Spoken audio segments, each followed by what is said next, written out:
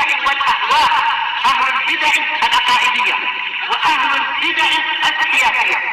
نقول بيننا وبينكم السلف، بيننا وبينكم الكتب، كان فيقول البدع بيننا وبينكم. Bismillahirrahmanirrahim.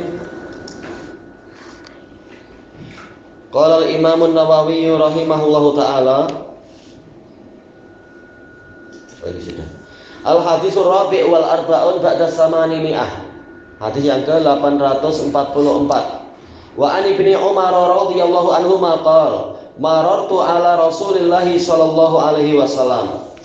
Hadis Ibni Umar, saya melewati Rasulullah sallallahu alaihi wasallam wa fi izari istirkha. Sementara kain pelikat saya melorot, yaitu agak turun ke bawah. Faqala ya Abdullah irfa izarak. Wahai Abdullah, angkat kainmu itu, kain pelikatmu, kain sarung. Farafa'tuhu. Kemudian saya mengangkatnya, meninggikannya. Summa qala zid. Kemudian beliau mengatakan tambah lagi. Fazidtu, maka saya tambahi. Fama ziltu ataharroha ba'du, maka saya senantiasa menjaganya, yaitu berhati-hati dengan kain pelikat saya setelah itu, yaitu jangan sampai turun ke bawah. Faqala ba'dul qaum, maka sebagian orang bertanya, ila ain, sampai ke mana? Qala ila ansafis saqain, yaitu sampai ke pertengahan betis. Rawahu Muslim. Ya, Rasulullah mentazkiyah Ibnu Umar banyak sekali, memang beliau rajulun saleh. Maka memang diberi pilihan yang paling baik, yaitu sampai ke pertengahan betisnya. Adapun kalau turun sedikit tidak masalah. Lupa nih.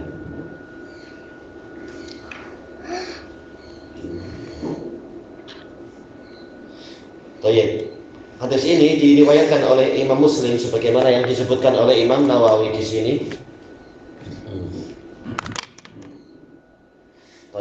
Hadis ini syarahnya sama dengan yang sebelum-sebelumnya.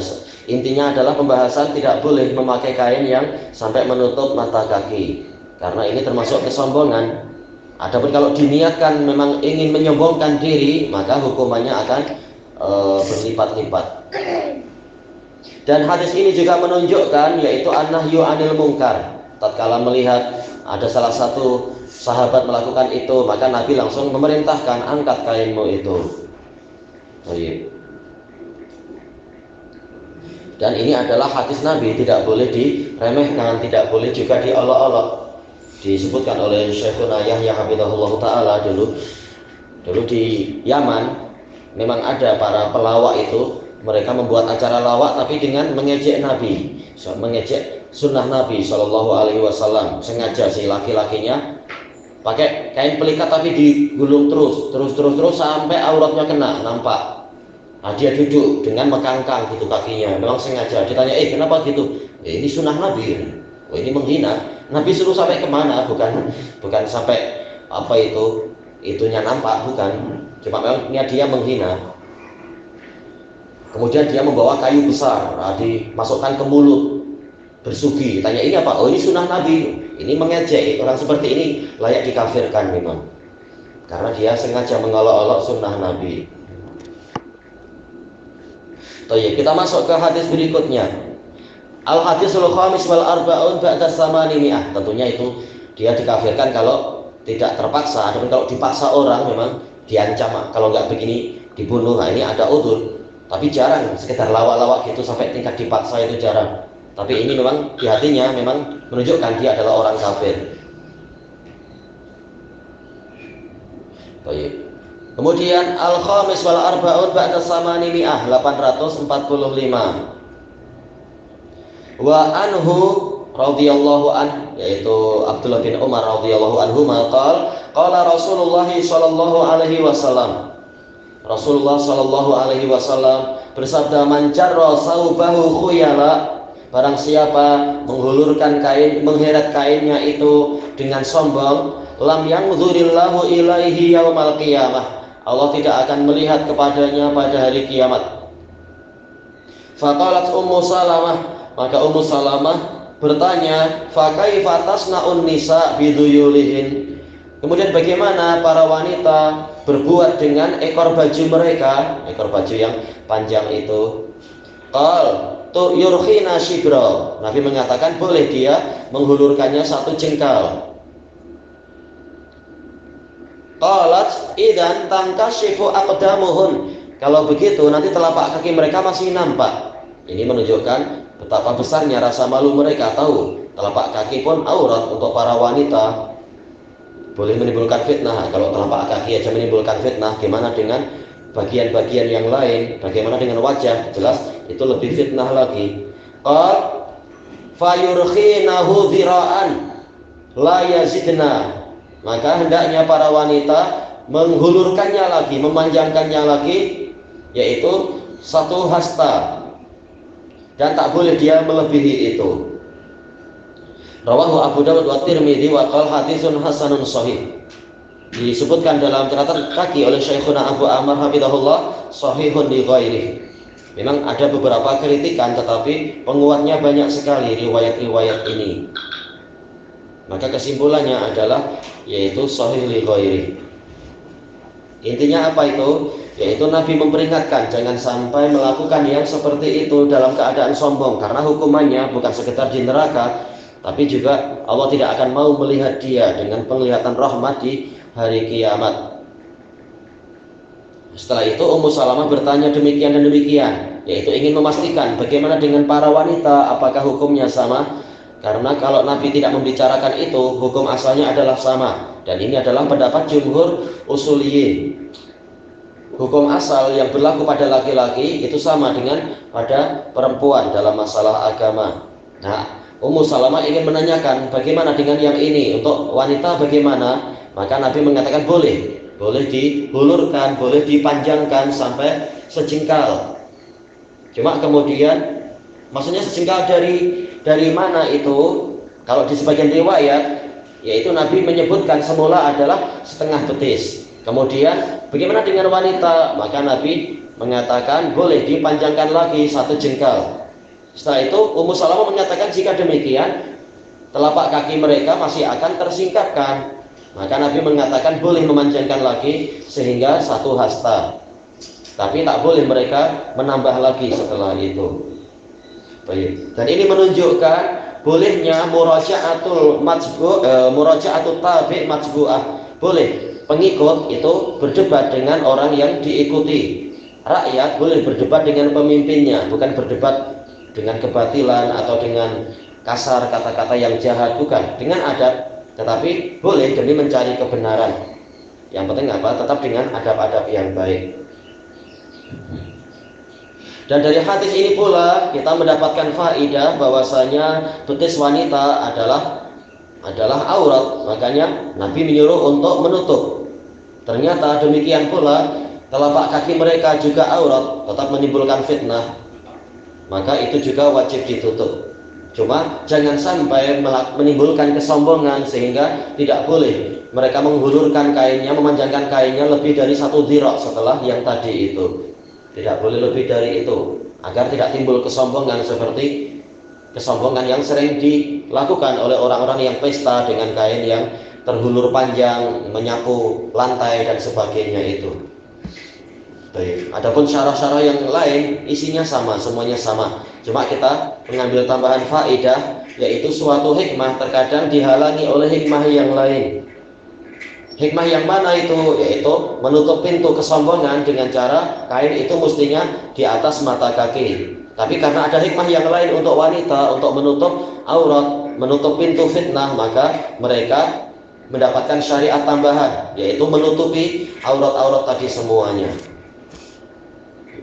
Baik, sekarang kita masuk kepada bab yang baru. Qala al-Imam an-Nawawi rahimahullah, al-hadisul 20 ba'dal mi'ah, 120, bab istihbabi tarkit tarafu' fil libasi tawadu'an, yaitu disukai untuk tidak memakai pakaian yang kualitinya tinggi, yaitu apa? Yang menunjukkan kemewahan. Tarafu' menunjukkan kerifah. Tarafu' yaitu mencari ketinggian.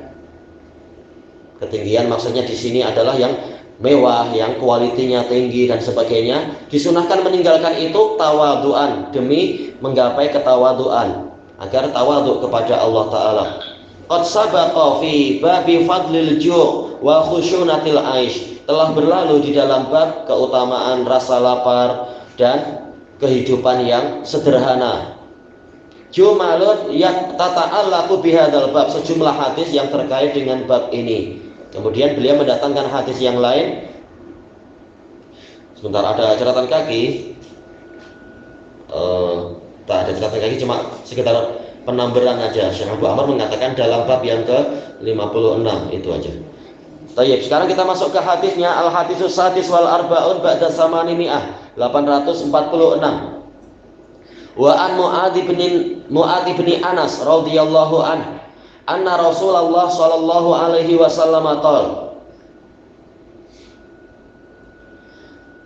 man tarakal libasa tawadu'an lillah, barang siapa meninggalkan suatu pakaian karena tawadhu kepada Allah, wa huwa yaqdiru alaih, padahal dia mampu untuk membeli pakaian tadi, jelas tetap berpakaian tapi tidak dengan yang mewah-mewah. Da'ahullahu yaumal qiyamati ala ru'usil khalaiq, Allah memanggil dia pada hari kiamat di hadapan para makhluk. Ala ru'us bukan maksudnya di atas kepala, tapi di hadapan para makhluk.